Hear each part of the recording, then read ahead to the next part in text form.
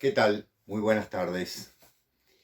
Bienvenidos a otra emisión de Con el Hilo de Ariadna, este programa que dedicamos con Diego desde la Asociación de Estudios Humanísticos a la mitología. Antes de empezar, quiero contarles algo. Estoy rodeado de unas luces que parecen de un canal de televisión. Y esta maravilla se la debemos a una suscriptora, pero también a una querida amiga, una exalumna mía, Mariana Yacasio, actriz de teatro, actriz de cine, que nos ha obsequiado esta maravilla porque nos aconseja mejorar y también nos alienta a mejorar en ese sentido. No sé si lo he hecho bien. En realidad seguí sus instrucciones, espero haberlo hecho lo más parecido posible y espero que esto mejore también la imagen.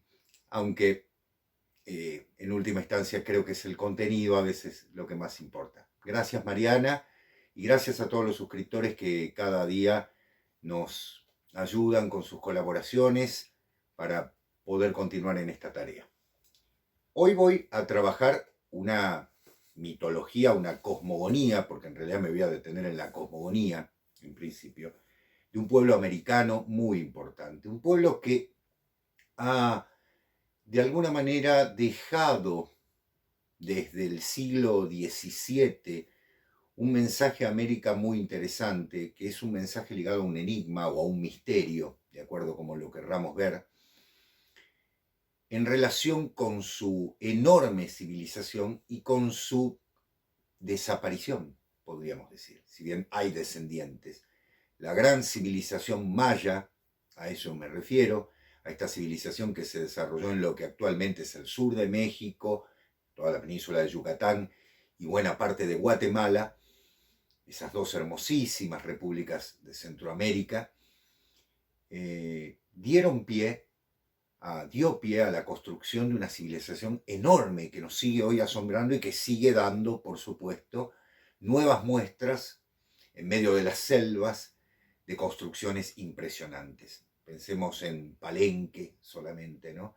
Y en la belleza de esas construcciones enormes, con grandes pirámides escalonadas, con grandes palacios de una forma muy particular, generalmente relacionados a un centro público, a una especie de cancha de pelota, podemos decir un estadio, ¿no? Donde se jugaba una forma de juego de pelota muy particular que daba pie al sacrificio final.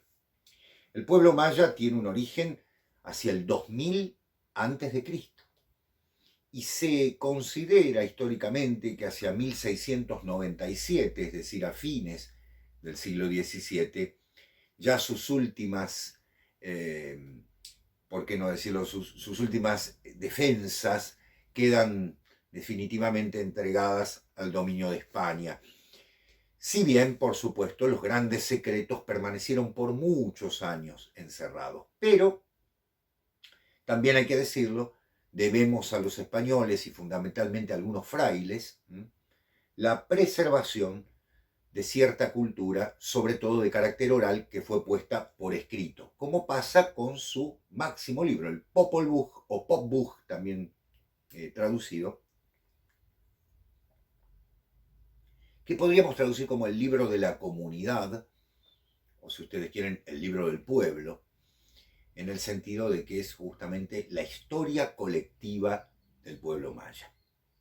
Popol Vuh es un libro breve, muy accesible para leer, escrito por un fraile español franciscano en el siglo XVI, XVII, de los apuntes que tomaba del relato que le hizo un aborigen maya quiché, recordando todas esas tradiciones. Pero hay que tener en cuenta que también este libro está, podríamos decir, contaminado por la mirada cristiana de quien lo está escribiendo, aunque muchos han descubierto posteriormente que tal vez haya sido un recurso a este monje para que el libro no fuese censurado, que se viese de alguna manera una mirada parecida a la que podían llegar a tener los pueblos antiguos con el cristianismo, y así de alguna manera poder filtrar las censuras para poder saltearse esas censuras para poder llegar a nuestras manos.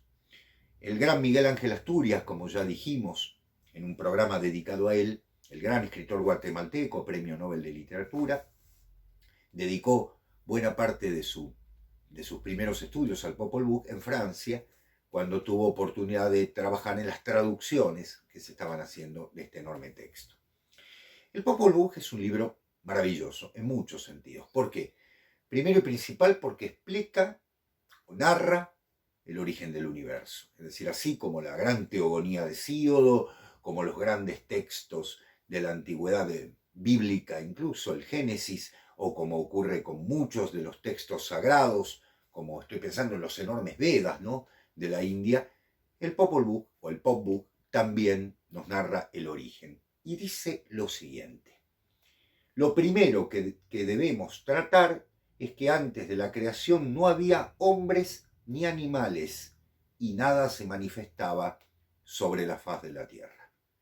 Fíjense que es muy parecido al Génesis, ¿no? Solo el Espíritu de Dios volaba sobre las aguas, se exhalaba sobre las aguas. Aquí pasa algo parecido. El mar estaba suspenso, el cielo estaba sin haber algo que hiciera ruido, no había cosa alguna que no fueran el mar y el agua, que estaban en calma, y así todo estaba en silencio y la oscuridad era como la noche. Otra vez, ¿no? La noche hasta que sea la luz, el fiat lux creador de los dioses. Y allí inmediatamente nos remite a la creación. Una creación que tiene una particularidad. ¿Por qué? Cuando observamos el panteón de los dioses mayas, yo quiero aclararles que el panteón de dioses mayas, del cual me he ocupado junto con Diego en nuestro libro Cuando los dioses habitaban la tierra, en el que nos ocupamos de Grecia, de la mitología griega, de la mitología nórdica y de la mitología maya, nos encontramos con el enorme acervo de una cantidad de dioses impresionantes. El gran pensador argentino y gran antropólogo y arqueólogo argentino, Dick Edgar Ibarra Grasso, en su libro Cosmogonías Americanas, uno de sus máximos libros, porque tiene muchos, considera que los dioses de Centroamérica, tanto los mayas como los aztecas, tienen un carácter muy cercano a la civilización india, si pensamos, de la India, ¿no es cierto? Si pensamos, en este caso, de los hindúes, podríamos decir específicamente. Y si pensamos que los aborígenes americanos vinieron de Asia, y es muy probable que sean de zonas centrales de Asia, el contacto no parecerá tan extraño como nos puede parecer hoy en día. Por lo tanto, lo que quería comentar es que nos vamos a encontrar con una cantidad de dioses enormes. Pero esto no quiere decir que sean claramente politeístas y que se dedicasen a diferenciar los dioses porque sí, que no hubiese un principio creador. Hay un principio creador, hay un máximo Dios, y hay un máximo Dios al cual ni siquiera nombrarse se puede, no se podía ni dibujar. Ustedes saben que los mayas desarrollaron unos jeroglíficos hermosos, maravillosos, y fundamentalmente desarrollaron una pintura increíble que ha permitido que justamente, aparte de los bajorrelieves, ¿no?, en piedra, que reconozcamos su civilización y que han sido traducidos no ha mucho tiempo.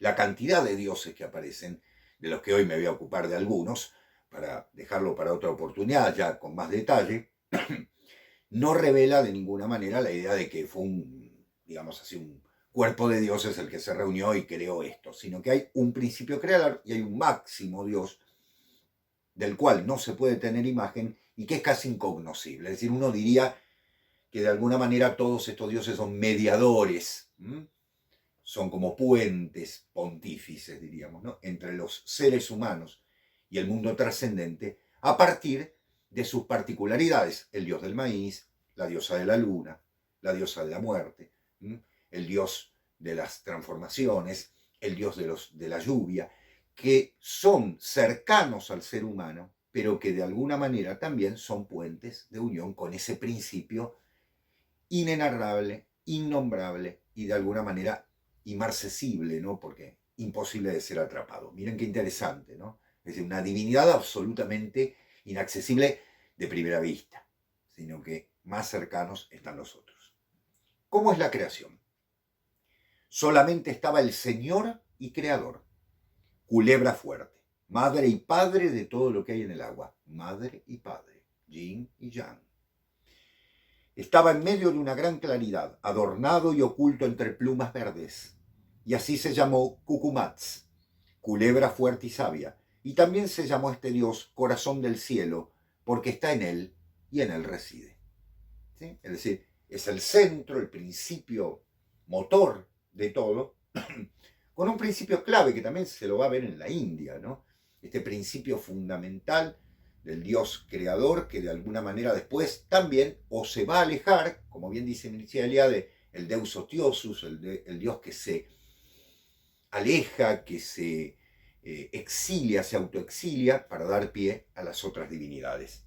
Llegó después aquí su palabra, acompañada de los señores, de la de los señores Tepeu y Cucumatz, y confiriendo, consultando y teniendo consejo entre sí, crearon todas las criaturas y se manifestó la creación de los árboles y la vida en general.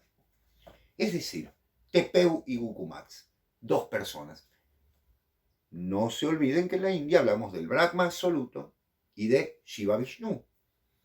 Es decir, esas parejas de dioses opuestos y complementarios que entre ellos, en el diálogo, generan la creación. Una especie de trinidad. De hecho, en la India se habla del Trimurti, ¿no? La Trimurti, es decir, la Trinidad originaria. Aquí también pareciera haber un principio absoluto, dos dioses manifestándose inmediatamente. Y estos dijeron, probemos otra vez a hacer una criatura que podamos alimentar y que nos invoque y alabe, y se acuerde de nosotros sobre la tierra. Ya probamos con nuestras primeras criaturas y no pudimos conseguir que nos alabasen. Hagamos otras que nos obedezcan y a quien sustentemos. Los animales no tienen capacidad de alabar a los dioses, no tienen el espíritu sagrado. Y entonces los dioses se pusieron en la tarea de la creación. Es bien sabido que hicieron una creación imperfecta, en barro, y se deshacía, lo hicieron uno de madera, también no servía para nada, es decir, no sabía cómo alabar a los dioses, y finalmente llega la creación desde el maíz. El maíz es el centro de la alimentación de los pueblos de Centroamérica. Es el alimento fundamental y del cual está hecho la carne del ser humano en estas civilizaciones. Valga decir que a partir de ese momento el ser humano se convierte en creación de los dioses para alabarlos. No hay que olvidar esto. Y prueba de que el ser humano tiene que salir en busca de una trascendencia con esos dioses que encierra en muchos casos aventuras heroicas, porque también vamos a hablar en otra oportunidad con más detalle de los distintos relatos heroicos, entre ellos el Rabinal Achí, ¿no es cierto?, y el Chilam Balam, que son dos grandes textos, uno en el caso de una especie de representación teatral, valga decirlo, muy original, y en otro caso un gran canto épico en torno de la civilización y del gran héroe, que llevarán justamente a algo que nos resultará común y que podemos remontar a Gilgamesh en alguna de nuestras charlas, o la que hicimos sobre la Eneida del gran Virgilio, o en la Ilíada del canto décimo, que es ni más ni menos que el descenso al reino de los muertos. Porque los mayas, valga decirlo, hablan de un universo que tiene 13 infiernos, 13 cielos y en el centro la tierra. Y pensemos que los 13 cielos, 13 infiernos, dan el número 26, que multiplicado por 2 da el 52, que es lo que podríamos llamar el ciclo sagrado de manifestación. Cuando se termina ese ciclo, el nuevo fuego se inicia y se reabre un tiempo diferente. ¿Por qué 52 años? Primero por esto, y en segundo lugar, porque piensen ustedes que los calendarios eran grandes astrónomos, los mayas, grandes astrólogos por otra parte, estaban formados por las 12 casas y una 13ª que conformaba la completitud del año lunar en torno del año solar, las diferencias, ¿no?, que existen en ese sentido. Es decir, ese número 26 doblado da el número 52, es decir, 4 veces el 13. El número 4, ya lo hemos dicho en algún momento, es el cuaternario, es el momento de la aparición del ser humano, ¿no? El 13 generalmente la manifestación divina, el 4 el ser humano, da pie a los 52 años del ciclo perfecto en el cual los mayas encontraban el desarrollo de un tiempo que se abría y se cerraba para dar pie a un nuevo ciclo. Así como si dijéramos un siglo, para entenderlo más secularmente, desde un punto de vista más profano, en este sentido, eran tiempos sagrados, tiempos en los cuales los mayas desarrollaban una vida que obviamente pasaba de un ciclo a otro, pero era un cambio, en algún sentido, de carácter astrológico y fundamentalmente de carácter religioso. Ahora bien, retomo lo de la creación. ¿Por qué? Ustedes dirán, pero los dioses crean algo imperfecto, hicieron un hombre de barro, hicieron un hombre de madera, ¿sí? No pudieron, en algún sentido, hacerlo perfecto al comienzo. No, no es que no pudieron, sino que estaban haciendo algo imperfecto. Por lo tanto, la prueba que hacen es ni más ni menos estar desarrollando desde su perfección una imperfección. Y en eso que crean tienen que ser lo suficientemente, digamos así, empíricos como para no dejar que sea un simple objeto que se destruye, ni tampoco que se convierta en una divinidad, que tenga el hálito divino, pero que no sea absolutamente divino como para tomar el lugar. Piensen siempre en el primer principio por el cual han creado, ¿no? ¿Cuál es? Que nos alaben, ¿no? Que sean los que cumplan el ciclo de manifestación. Ciclo de manifestación. El ser humano viene a cumplir un ciclo fundamental que es ni más ni menos el desarrollo de la manifestación total de aquello que no era y que pasa a ser. Los orientales lo tienen muy en claro, ¿no? El principio del no ser. Esto a veces a nuestra mentalidad occidental nos genera algunos conflictos, porque nosotros hemos sido educados fundamentalmente por la filosofía occidental en la historia del ser, ¿no? En la búsqueda ontológica, en la búsqueda incluso metafísica, ¿no? Pero para los orientales hay un principio aún más allá, que es el no ser, es decir, aquello que no está manifestado, ¿sí? Y que de alguna manera representa todo lo contenido sin contenido, es decir, algo que nos resulta imposible y que es el gran misterio, ¿no? Las divinidades pueden manifestarse, pero fundamentalmente lo que no se manifiesta, ¿sí? Es aquello que es principio de todos los principios. Los dioses mayas. Hemos hablado de Tepeu, de Cucumats, estos dioses creadores, y aquí voy a hablar de ese Hunapku, que es el dios de los dioses, que es el máximo del panteón maya, pero que no podía tener representación pictórica. Es decir, su omnipotencia, su enormidad, por decirlo de una manera, era tal que no cabría ni siquiera en la posible representación humana. Una especie como de Dios absoluto. También podríamos pensar en un principio no manifestado, ¿no? El principio no manifestado, que es el que se manifiesta de otra manera, en otros. Según algunos relatos, había creado un primer mundo poblado de genios que construyeron las ciudades, un segundo mundo habitado por los Soloj, una raza oscura que se había alejado de la voluntad de los dioses, y el tercer mundo definitivo habitado por los mayas. ¿Sí? Como había otra forma de la creación. ¿Por qué? Porque el ser humano, si bien estos textos tienen inspiración divina, tienen la particularidad de que el ser humano nunca termina de saber toda la historia. Entonces es muy posible que, como pasa en las mitologías, y esto es una mitología de una riqueza enorme, existan diferencias en cuanto a los relatos.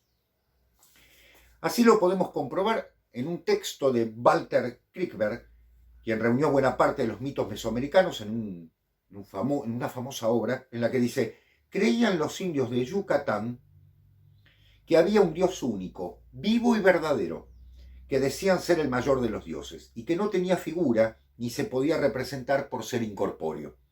A este llamaban Hunapku. y decían que de él procedían todas las cosas, y como era incorpóreo, no lo adoraban con imagen humana, ni la tenían en él. Era incorpóreo.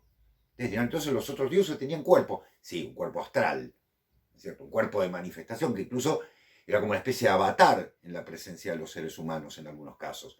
Pero, como pasa con Gucumatz, que también va a ser Kukulcán, ¿no? Kukulcán, que también va a ser el Quetzalcóatl de los aztecas, esta serpiente emplumada, ¿no? Que retorna para civilizar y se va y regresa, ¿sí? Este dios ni siquiera llegaba a eso, era puro espíritu, o mejor dicho, no manifestado en una manera, digamos así, delimitada. Por lo tanto, no se lo representaba, se tenía noción de él. Es hermoso, ¿no?, lo que estoy diciendo. Si hay un Dios que está detrás, ¿qué Dios detrás de Dios? La trama empieza, como cito siempre, de Borges, ¿no? Tenía un hijo a quien llamaban Hun Itzamá o Yakchok Hamut. Es decir, este hijo, Hun Itzamá, era el Dios de los cielos, del día y de la noche. Es decir, de las primeras manifestaciones. Este Dios, además, era patrón de las artes y de las ciencias.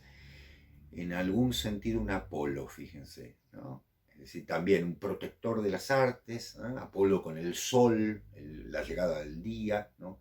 Todo lo que tenía que ver fundamentalmente con ese aspecto. Y justamente, Hun Itzamá era representado con el sol. Del mismo modo que lo es Apolo Febo, ¿no? Con la manifestación del sol. Ixchel era la esposa de Hun Itzamá y era la diosa Luna. Sol y luna, los elementos equilibrados, masculino y femenino, complementarios, no opuestos, complementarios. Como la podemos observar, se la representaba como una anciana con un cántaro del que vertía agua en la tierra, imagen asociada a su gobierno lunar sobre las mareas, ¿no? Por supuesto, se imaginarán, todas las representaciones también hablaban del tema de la reproducción en el sentido de los ciclos lunares relativos a la femineidad. Chacmol, que era el dios de la lluvia, muy importante, hay un hermoso cuento de Carlos Fuentes, ¿no?, que lleva ese nombre justamente, importantísimo para los mayas porque las lluvias no solo delimitaban los ritmos de cosecha, sino también la posibilidad de sembrar en lugares donde se habían talado toda la selva, se habían levantado la selva para construir las ciudades, que quedaban prácticamente desertificadas en pocos siglos, ¿no es cierto? Kukulcán, que es un dios, algunos investigadores en este sentido lo consideran importado, es decir, no es propio, parece no ser propio de los mayas, sino más bien de características posteriores, en contacto con los pueblos ya previos a la llegada de los aztecas, los mexicas, ¿no?, que tienen una representación en el sentido de la resurrección y la reencarnación. Escuchen bien, resurrección y reencarnación, porque justamente está relacionado con la muerte, lleva a los muertos y a la vez tiene que ver con esto. Y tiene una particularidad porque también está ligado a todo lo que es relativo al fuego, al rayo, a los truenos, en torno de que son cambios que tienen que ver justamente con cambios en la naturaleza y también cambios en la vida y en la muerte. Piensen ustedes que viviendo rodeados de selvas, las tormentas y demás significaban un alivio en cierto sentido, pero un destrozo en otro, y en muchos casos incendios, como quedan vestigios de muchas piedras quemadas en torno de incendios que no serían solo producto de guerras tribales entre los mismos pueblos. Valga decir que los mayas, a mí me interesa mucho porque tienen una característica muy helénica en este sentido. Los mayas no formaron un estado único, sino que eran polis, eran ciudades-estado, diríamos, que si bien algunas se imponían sobre otras, ¿sí?, hay que tener la convicción fehaciente de que realmente eran señoríos con una especie de dominación territorial que llegaban hasta una determinada frontera donde empezaba el dominio de otra ciudad. Y eran muy, muy estratificados los niveles, ¿no? O sea, estaba la aristocracia junto con los grandes sacerdotes, los dioses de un carácter, perdón, los reyes de un carácter casi divino, en algunos casos absolutamente divino, con un carácter casi faraónico, diríamos, y los sacrificios en torno de la ayuda al sol. Los aztecas pues lo van a tomar muy claramente, ¿no? Esta idea de que el sol cuando retorna, retorna a la vida. ¿No? Piensen en Kukulcán, piensen en Quetzalcóatl y demás. Está el Echuac, que es el dios de la guerra, Ixtab, que es la diosa de los suicidios, y aquí me quiero detener, porque ustedes dirán, ¿cómo diosa de los suicidios? Claro, nos parece un tanto particular, pero tengamos en cuenta que para esta tradición el suicidio no era una ofensa a los dioses, sino un autosacrificio. Así como en la tradición japonesa existe el sacrificio, el autosacrificio, porque es una defensa del honor, de la honra personal, del buen nombre. En este caso, para los mayas, el sacrificio religioso, el autosacrificio, era suicidio fundamental. El ahorcamiento era una de las formas de suicidio notable, el autoahorcamiento, ¿no? Por supuesto. Que Ixtab, esta diosa, auspiciaba en muchísimos casos. Terrible, ¿no? Porque nos parece, a la vez de ser creación de los dioses, también los dioses pedían ciertos sacrificios. Hapuch, que es el dios que gobierna 9 infiernos, y está relacionado con la muerte violenta. Aquí viene una particularidad notable, ojo con la muerte violenta, el que mata a otro, claro, ahí es terrible, en tanto no es sacrificial.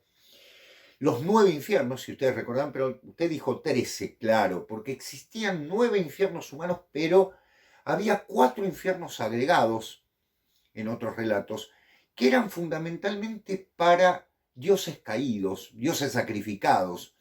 Recuerden que infierno no tiene el sentido nuestro, no es un lugar de culpa, sino el reino de los muertos, lo que es inferior, lo que está en la tierra, porque para todos estos pueblos, la tierra es un elemento femenino sagrado.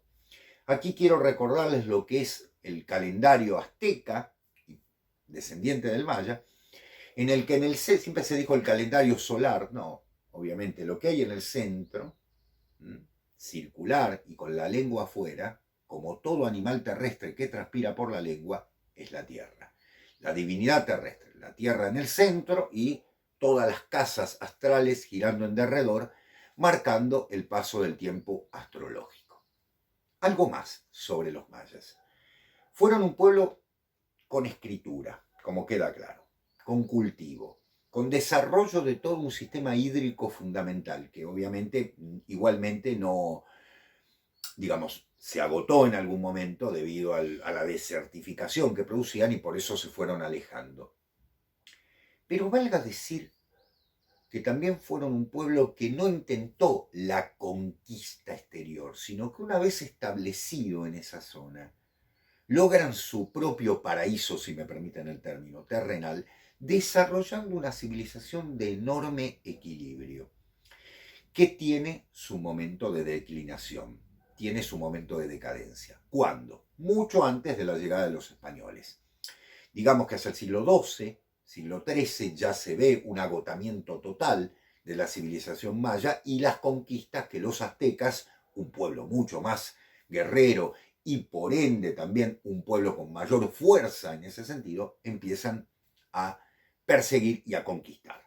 No conquistando todas las zonas mayas porque realmente ahí ya era imposible, se encerraban en zonas de selva absoluta que era imposible ingresar incluso para los mismos aztecas, e incluso a partir de 1525 la llegada de los españoles genera el fin del imperio azteca y por ende el menor problema para los mayas.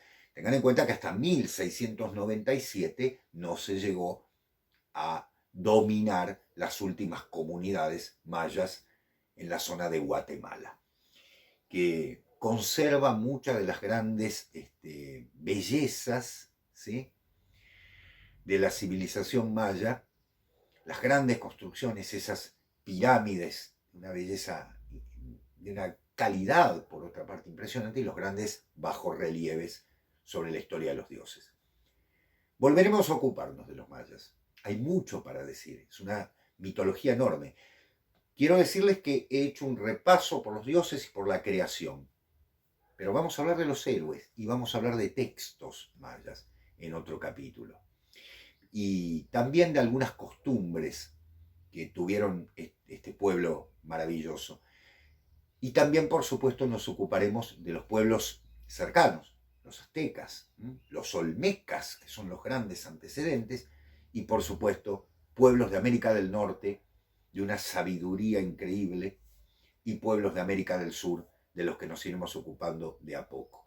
Con Diego estamos elaborando la segunda parte de cuando los dioses habitaban la Tierra, ya específicamente americano, por eso hablaremos de cuando los dioses habitaban América, ¿sí? Trabajando con estas civilizaciones, no la maya, porque ya la honramos en este libro, no por el libro, sino por lo que merece realmente la civilización maya, que ha dado pie también a muchos delirios, ¿sí? Pero ya hablaremos en su momento de eso, y fundamentalmente a las civilizaciones de Norteamérica también.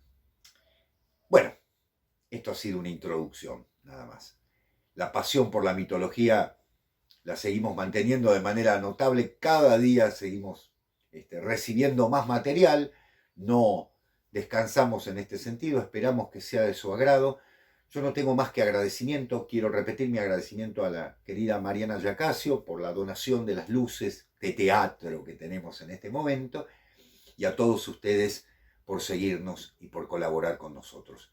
Muchas gracias y nos estamos viendo pronto en una nueva emisión de Con el Hilo de Ariadna. Adiós. Gracias.